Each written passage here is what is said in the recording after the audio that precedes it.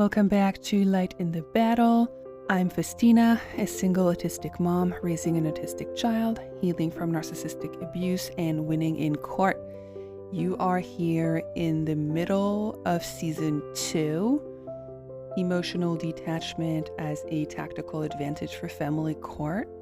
And I did want to create an orientation episode so that you can figure out where you are in your recovery journey, what comes next, and which episodes you would benefit from the most in season 2, depending on where you are at. So this episode is really here to help you and to orient you towards the stage that you're at so that you don't go and listen to episodes about gratitude if you just came out of the abusive relationship, or you don't go listen to episodes about the trauma bond if you've been out for 6 years and are now looking for a way to integrate all of this and release your past identity. In season 2, what I've done is I've condensed several years of my life into one season of content. And so I'm not talking to a monolith of people. I'm talking in the beginning of season 2, I'm talking to people that just came out of their relationship. Towards the middle of the season, I'm talking to people that are starting to feel some detachment and are wanting to start working hard on that healing. And towards the end of the season, I'm talking to people that are ready to let it all go, to release all of that, integrate who they've been, and start looking into who they want to become for the future, the next version of themselves. So the whole season doesn't talk to the same person. One same listener isn't going to get the same value throughout all of the season. So this is an episode I'm adding as a roadmap through your recovery. And I want to base it on the actual progression that people have moved through after trauma and nervous system destabilization. So I do want to acknowledge that in this episode, I'm acknowledging that recovery is definitely non-linear and it's confusing. It's 2 steps forwards, 1 step back. And I've designed the season as a sequence of pit stops, and some of them will make more sense to you this year. Some of them will make more sense to you next year. Some of them will echo what you went through last year. It's a menu that I'm offering, and you can pick and choose the ones that apply to you best, all the while keeping in the back of your mind that it's designed to take you through pit stops and take you from point A to point B. You're not supposed to be anywhere. You're not expected to be at the gratitude stage if you just came out from your relationship, your dysfunctional relationship a year ago. No. There are no expectations. This is content that I'm offering for each episode is for each person that is at that step in their recovery and will find it helpful. Okay. So phase 1 of season 2 is really about the trauma bond. So episodes 15A to 16B. And this is for early stage listeners, for you to recognize yourselves. I'm describing what this phase feels like internally, and I want you to feel heard and seen. I picked the example of winning in court as an example of what the end of chaos looked like for me. But obviously that can apply, it will mostly apply to actually you leaving the relationship, getting out of an abusive relationship. What I'm describing in episode 15A it's the same feelings and emotions that you may go through as you leave dysfunction. You'll be faced with a void And then in 15B, I'm explaining how I managed to thrive in the face of that void, regardless of the example that I chose. In 16A, I talk about the neurochemical approach, the neurochemical explanation of what's going on in your brain, and that you're not crazy, you're not stupid, you're not weak for wanting to go back to dysfunction and chaos, whether it's with that same person or by starting new projects or getting into another dysfunctional relationship. You're chemically addicted to the stuff that's been going on in your brain for a very long time, sometimes dating back to childhood. And then in 16B, I suggest ways of balancing the levels of the neurochemicals in your brain. It's quite heavy on the faith aspect in the beginning of episode 16B. So if you're not a believer, then you can skip the first part of 16B and go straight into very practical suggestions as to how you can normalize those levels in your body and in your brain.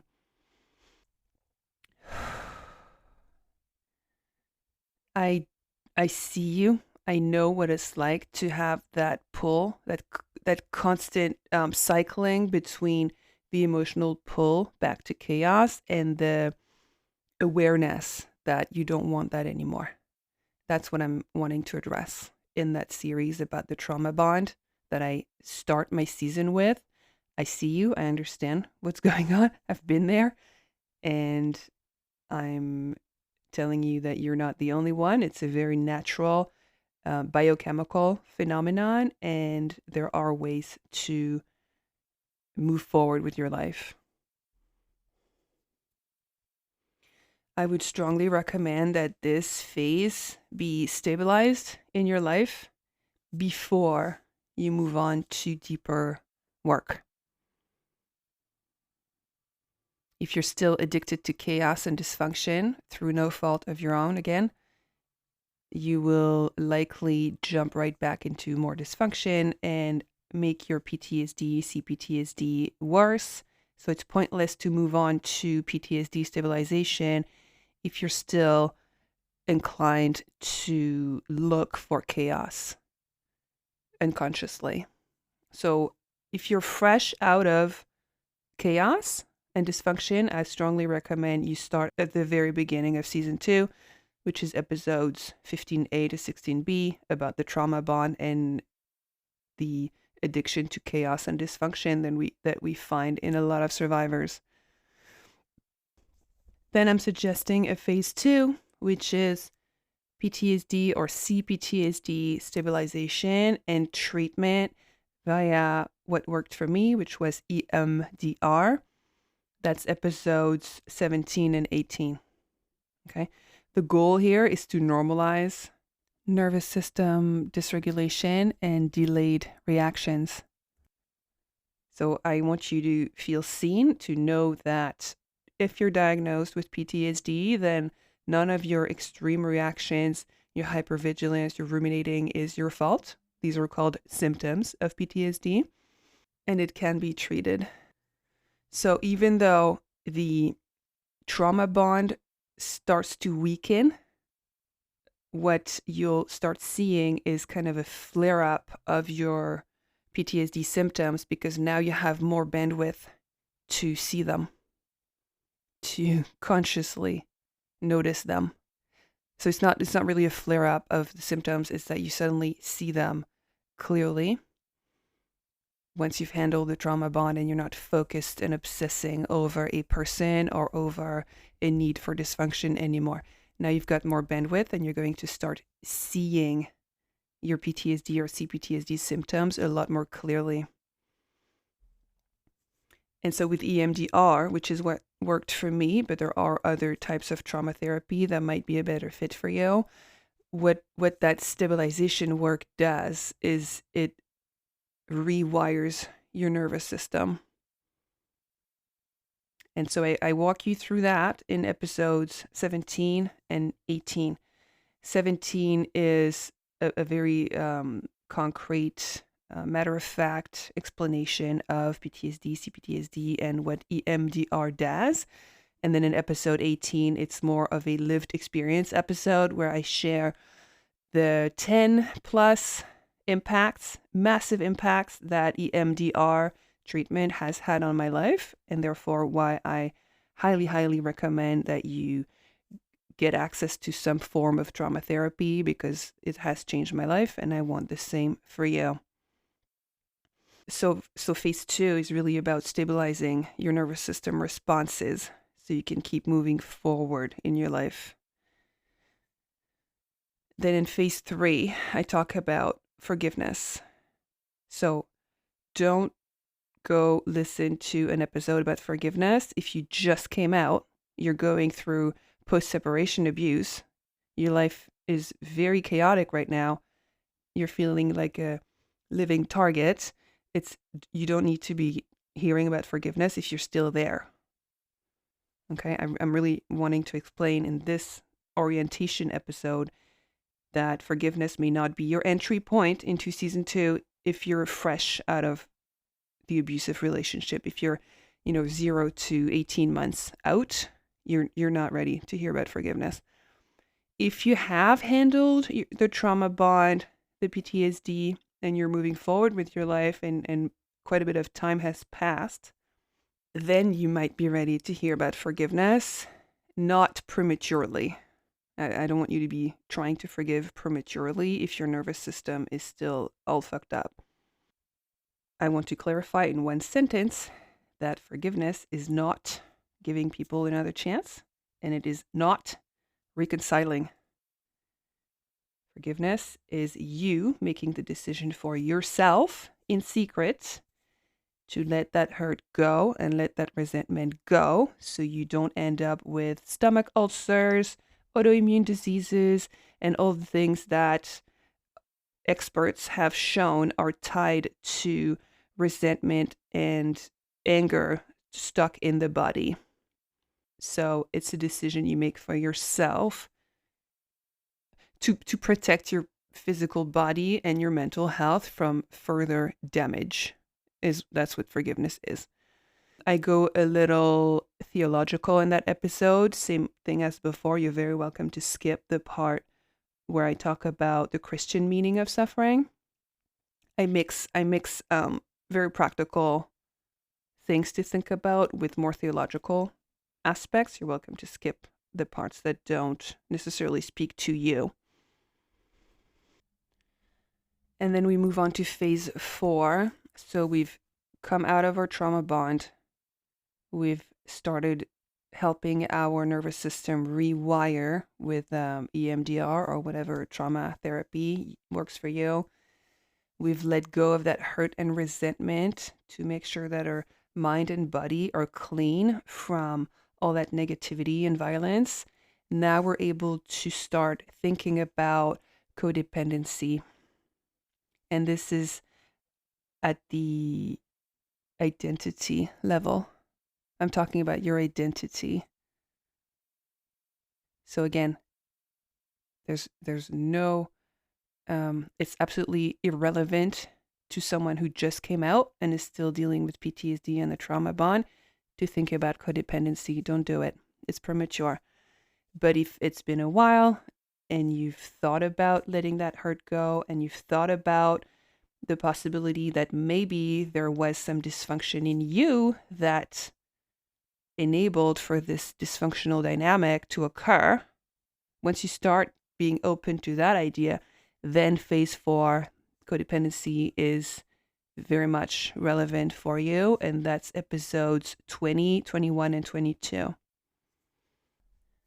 So codependency, in episode 20, we talk about what codependency is, the common behaviors and traits, and we talk about the self-verification concept. In episode 21, I suggest some very strong links between the ASD brain in women and codependent traits and behaviors.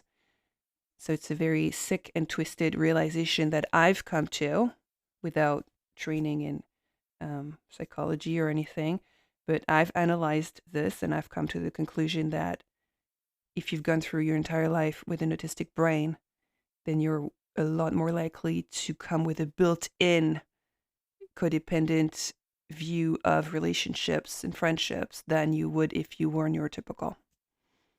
So that's what I suggest in episode 21. And in episode 22, I list a bunch of ways that have worked for me to come out of codependency, which are things that you would want to bring to the attention of your therapist.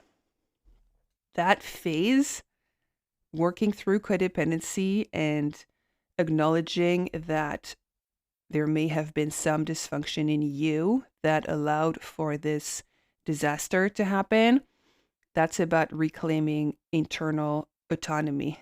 You're going to be reorganizing your internal patterns. And that's going to lay the groundwork for the reconstruction of your identity for future dynamics and the rest of your life going forward. As I'm recording this episode, I just finished the last one about codependency, so I haven't written or recorded the future episodes, but I plan on talking about gratitude, fellowship and mentorship, surrender, and grief. And so again, if you're fresh out of an abusive relationship, there's no need for you to be listening to that. But if you're starting to be open to the idea that maybe you were part of the problem, then, and you've started working on your codependency, or you've completely owned that, the role that you played in that dysfunction coming to be, that's handled, then, okay, the future episodes are going to be for you, because you're going to come to a point where you start being able to see that all of that didn't happen to you, it happened for you, and it's made you who you are today, and you're going to be an amazing, kick-ass woman, more empathetic, more giving. You're going to have things to share with the world. You can help others. There's a lot to be grateful for in what you've been through. And so you see how that is not something that you'd be listening to or open to earlier in the process. So the goal of the future episodes that I'm going to be writing and recording is to provide forward orientation without pressure. I'm not here to tell you what to do. I'm telling you what's available to you after you've stabilized the nervous system and the neurochemicals, and you've restructured your internal identity. So to briefly give you an idea of what I want to be talking about for the gratitude piece, I think I pretty much covered it. The short of it is that it happened for you, and it's made you who you're becoming right now, the amazing, compassionate, stable, boundaried, stronger, gently stronger. You've got a gentle strength to you, type of woman that you're becoming, and maybe even a more feminine woman that you're becoming. All of that is pretty dope and would not have happened if you hadn't been through that disaster in your life. Fellowship and mentorship, I'm going to be promoting the STAR network. This is something I committed to in the context of Podcaston. Podcaston is an event that goes down in the podcasting world every year. This year, they have 2,000 podcasters that have committed to dedicating their podcast episode that specific week in March 2026 to a charity of their choice. And so I'm going to be promoting the STAR Network. The STAR Network is an organization that gives us all access to Tar-Anon meetings. Tar-Anon is akin to what you see with Alcoholics Anonymous or Codependence Anonymous, all these recovery groups. It's not trying to be a 12-step program, but it's definitely it offers you fellowship and guidance on how to come out of a toxic and abusive relationship with the mentorship of someone who's been through it and therefore can definitely understand what you're talking about when and if you want to share at some point in the meeting.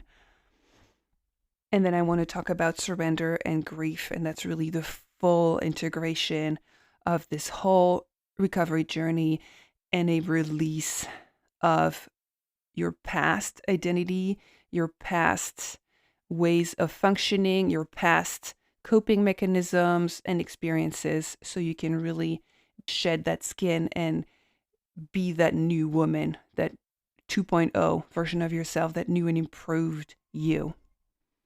Okay? So now I'd like to help you identify your current phase based on internal markers. So if you're still thinking about the chaotic situation that you left constantly, you're still feeling emotionally pulled towards them, then you would want to start with trauma bond episodes. If you're physically free and the trauma bond has started to loosen its grip and your PTSD symptoms are starting to flare up, so you're ruminating a lot, you're avoiding certain places or people, you've got a bunch of nightmares, you're hypervigilant, you want to dive straight into the PTSD, CPTSD, and EMDR episodes. If you feel like that's been kind of handled in whatever way worked for you, and you feel stable, and you're beginning to question your own patterns and how you got there, the codependency episodes will be most relevant.